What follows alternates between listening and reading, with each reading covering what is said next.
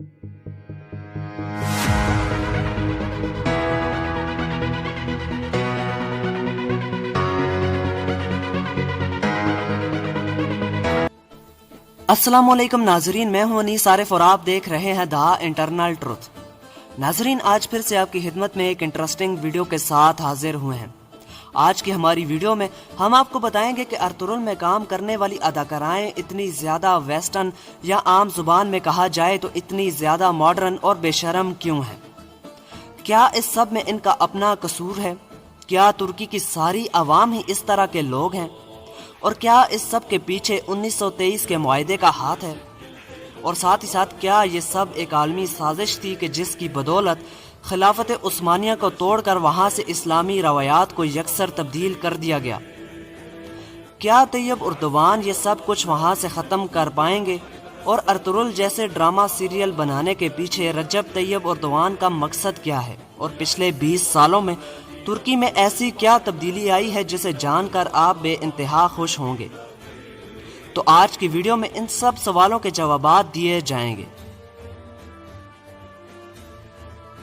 तो नाजरीन, वीडियो को आगे बढ़ाने से कबल हस्बे रवायत आपसे सिर्फ एक ही गुजारिश होती है कि हमारे चैनल को जरूर सब्सक्राइब कर दें, वीडियो को लाइक कर दें और साथ ही साथ बेल वाले आइकन को जरूर प्रेस कीजिएगा ताकि आइंदा आने वाली वीडियोस भी आपको इसी तरह बआसानी मिलती रहें। शुक्रिया। तो सबसे पहले बात करते हैं कि ये अदाकाराएं इतनी ज्यादा मॉडर्न क्यों हैं। नाजरीन, यूरोपीय ताकतों ने खिलाफत उस्मानिया तोड़ने के बाद 1923 में जो मुआहदा किया था, इसकी सबसे खतरनाक शिक ये थी कि मुल्क को सेकुलर बनाया जाएगा, यानी इस्लामी कवानीन और रवायात को ख़त्म करके यूरोपीय निज़ाम कायम किया जाएगा। यहाँ तक कि अरबी ज़ुबान पर भी पाबंदी लगा दी गई थी। खिलाफत उस्मानिया के तमाम जानशीनों को मुल्क बदर कर दिया गया और फहाशी को मंसूबा बंदी के तहत तुर्की में आम किया गया। तो इस सब में तुर्की के बेकसूर अवाम का बिल्कुल भी कोई हाथ नहीं था, बल्कि इस निज़ाम के पीछे तो यूरोपीय ताकतों की साजिशें थी। तो फिर सवाल ये पैदा होता है कि क्या तुर्की की सारी आवाम ही इतनी ज्यादा फहाश पसंद और मॉडर्न है? तो इसका जवाब है बिल्कुल भी नहीं। पिछले 20 सालों में तुर्की के अवाम में बहुत तब्दीली आई है।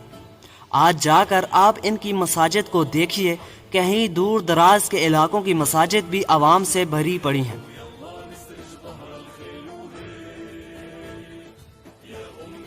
पिछले 20 सालों से कुरान पाक की तालीम वहाँ बहुत आम हो चुकी है। वहाँ के अवाम इस्लामी कावानीन के पासदार बन रहे हैं। इनके हाजी खाना काबा में रो रो कर दुआएं करते हैं कि या अल्लाह हमें खोया हुआ हमारा मुकाम वापस दिला।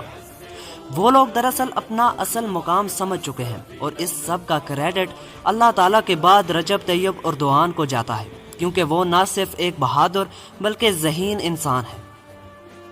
वो इन सब साजिशों को बेनकाब कर चुका और इसी तनाजुर में अर्तुगरुल जैसे ड्रामे बनाने शुरू किए, जिनसे वो न सिर्फ अपने बल्कि पूरी दुनिया के मुसलमानों की जहन साजी कर रहे हैं ताकि आज मुसलमान अपना मुकाम पहचान सकें। और इसी तनाजुर में पाकिस्तान और पाकिस्तानी आवाम पर इनकी खास तवज्जो है, क्योंकि एक तो पाकिस्तान की आबादी ज्यादातर पैट्रियोटिक नौजवानों पर मुश्तमिल है और दूसरा हमारे लोगों की वहाँ पर कब्रें मौजूद हैं जिन्होंने खिलाफत उस्मानिया की बका की जंग में हिस्सा लिया था। इसके अलावा भी जब भी तुर्की पे किसी ने हमला करने की साजिश की तो पाकिस्तानी जहाज़ों ने तुर्की की सरहदों पर परवाजें करके इस बात पर मोहर लगा दी कि तुर्की पाकिस्तान दो जिस्म ज़रूर हैं पर जान एक है।